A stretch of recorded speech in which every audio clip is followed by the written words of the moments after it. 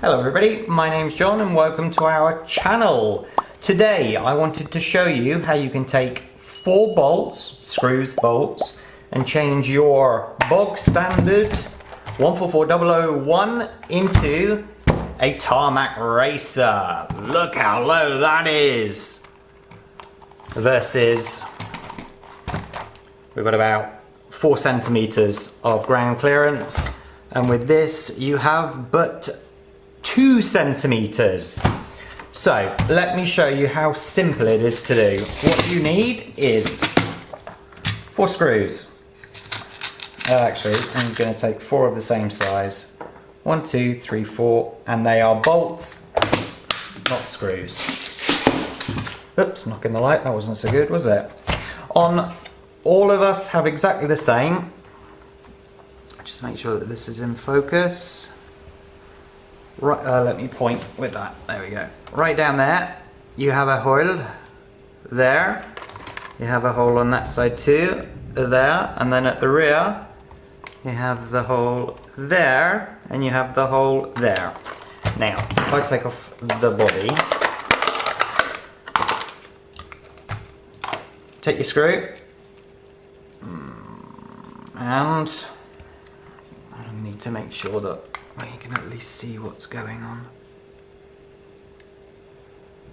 There we go. You see where it is there?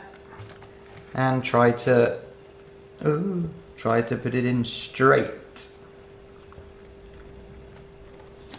Like so. You can feel when it's in. I'm not going to tighten it up yet because I want to show you the effect when you do it. This is obviously for those that wish to just do some driving on tarmac. They don't have to be removed when you go back to the gravel. You can just wind it outwards and leave them in there. There. Such a quick mod. It's so simple, so quick, and can have such a big difference. There is one other thing that you have to do, but I'll show you how to do that as well. You see, it's not hard to feed it in either. Very, very simple to do.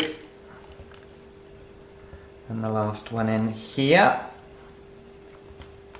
I apologise about the thunder and lightning. You won't see the lightning, but you will hear the thunder.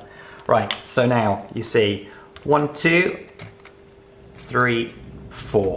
And it's still at... Get the ruler.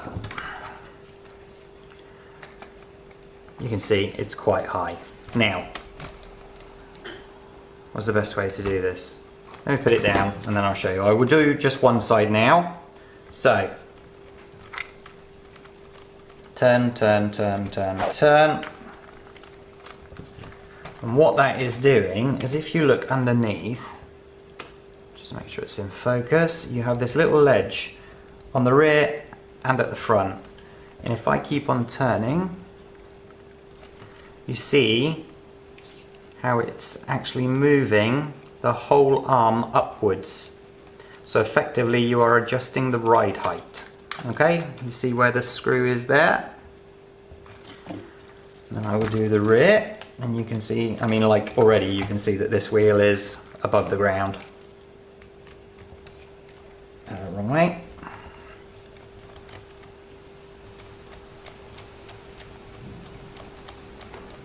Make sure you don't do it too much, because then you'll have no suspension. It's got to be enough that you've got a little bit of suspension as well.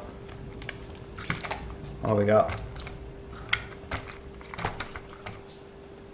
Okay, a little bit more, I think. I love mods that are like really cheap and easy to do, and this is one of the better ones because it can have such a drastic effect. Look at that. What we got now? 2 centimeters. So, look at the difference in that already. You can do a little bit more at the rear. Okay, now if you compare that to the other side, look.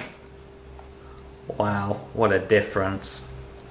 Okay, but I'm going to quickly show you to do the other side as well. Now, oh, where did that bit go?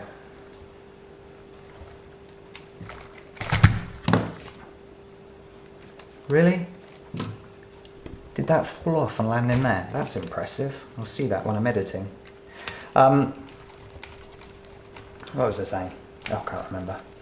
Just keep on going, get this done. Yes, that was it about the video. I'm not going to show you me driving, mainly because it is absolutely pissing it down outside and I don't want to get my car wet. But I also want you guys to try it yourself. For the sake of 4 screws, bolts. There we go. Right. No, that was a little bit too much. You see that there's, if you do it too much, you've got no suspension, so you don't want that to happen. That's very bad. Suspension, oh, a bit low there. If you were to get some smaller shocks, then obviously you can take it down to it's touching the ground. That one needs to be done a little bit more.